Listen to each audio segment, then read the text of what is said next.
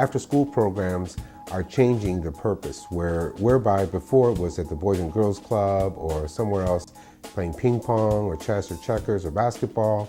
In other words, just hanging out, waiting for their parents to come home. Now it's much more about work and preparing kids academically. In other words, an extension of school.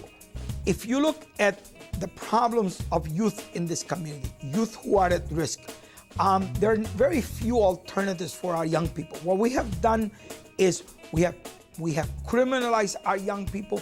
We have turned them into forms of pathological behaviors, that they are pathological problems, that somehow they're predators.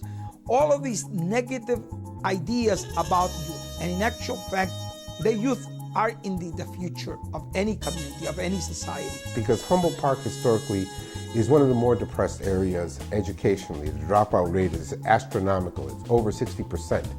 It has not gone down much in the 30 years. In 1972, the Department of Health, Education and Welfare produced a report called Puerto Ricans, An Uncertain Future, in which one of the alarming statistics there was that the dropout rate for this area was 72.9%. Definitely, you're dealing with the inner city population, you're dealing with the mainly Puerto Rican, Latino population, and you're dealing with a population of students that really have been left out of everywhere. They're not wanted in school, they're not wanted at home sometimes, they're not wanted out in the street, and so they find a space where they're wanted. They're wanted here to be able to kind of take all of their talents and all of their abilities and channel them in a positive way. The greatest problem is obviously that our youth are at risk, that our youth are dropping out of schools, that our youth have no possibilities. And in actual fact, BACCA does that. It provides our youth with possibilities. It provides them with hope. It provides them with a sense of meaning. But it also engages them in being creative beings and transformative agents.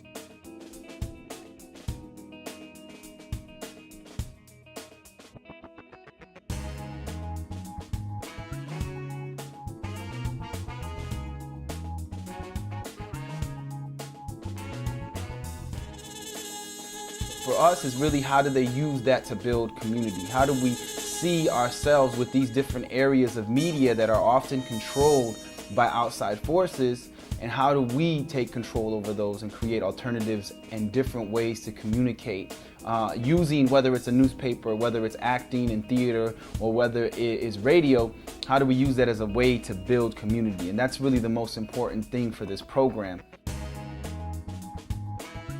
In the radio, what it really is them being self-sufficient in a way. We give them the tools, but they design what they want to talk about, what they want to speak about, what stories they want to cover, what they're looking to participate in. I don't think that I would be where I am today.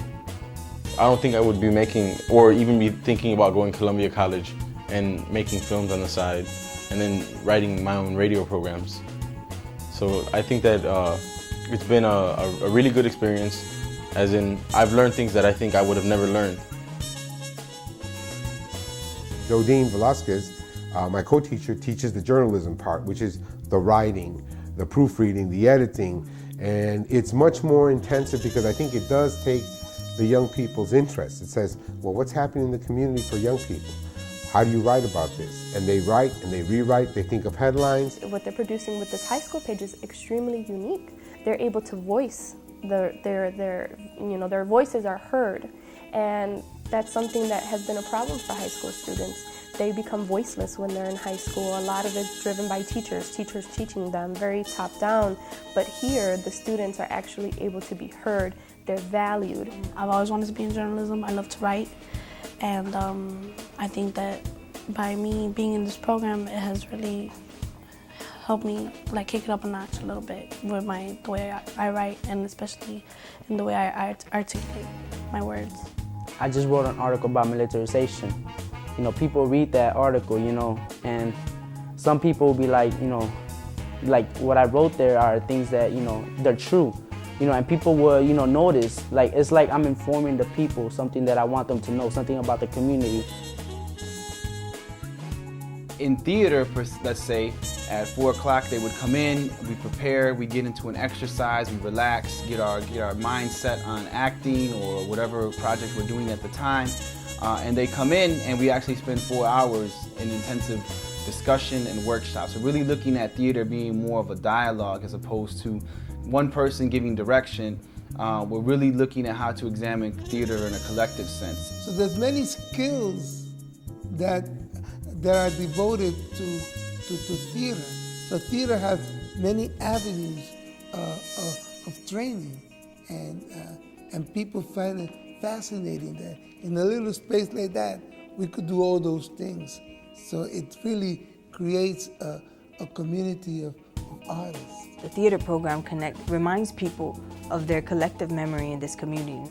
And people remember it, but they need something to remind them to talk about it and to always continue to engage in it. So the theater program, the journalism with La Voz, and the online radio station is all about getting the information out to the community. This program is able to provide an alternative outlet, media outlet for these students to voice their concerns, voice their vision, and voice their beliefs about this community, which is extremely important because there's such an empowerment that comes from that on their behalf. The program is important for people or for the community because it's a way that children can, or young teens, young adults can come and do something productive with their spare time.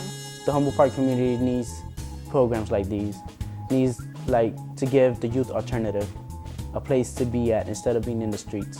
It's great. You learn so many more skills that you can take along with you in the future. It's been a really good experience, as in I've learned things that I think I would have never learned. Young people that are engaged in this program, being the leaders of the future in the area of communication, that they are the future of this community in the area of technology, but they're the future of this community in terms of culture.